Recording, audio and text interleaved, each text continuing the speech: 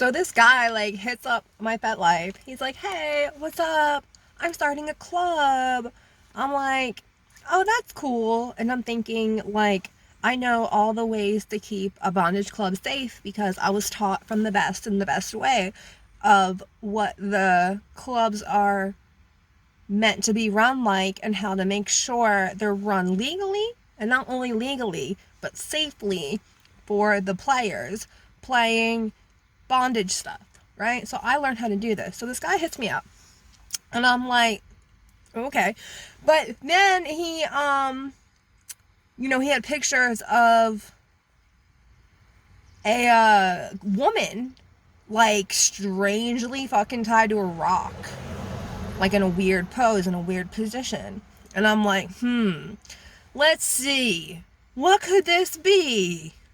IQ of 70 could figure it out. So I soon realized I was dealing with an IQ of 70 person who sent a hit.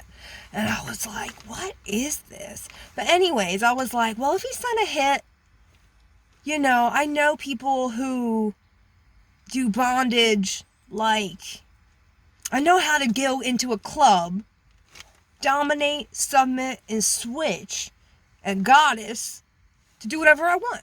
So I'm just like, hey, well, if you're going to start this club, I know that for a fact you have to do certain things legally in order to be able to open it. Because I worked for a nightclub here that is technically illegal, but legal because they follow certain guidelines. And they're very specific on how to follow those guidelines so that way you can keep your liquor license. So I was like, well, I'm down to dodge a hit. Yeah, okay, I'll dodge the hit and we'll start the club and it'll be hot. But as soon as I let him know how serious I was about either allowing him or not allowing him to start the club, he dipped. He dipped off FetLife. He dipped out my inbox. The hit's not off. I sent it away.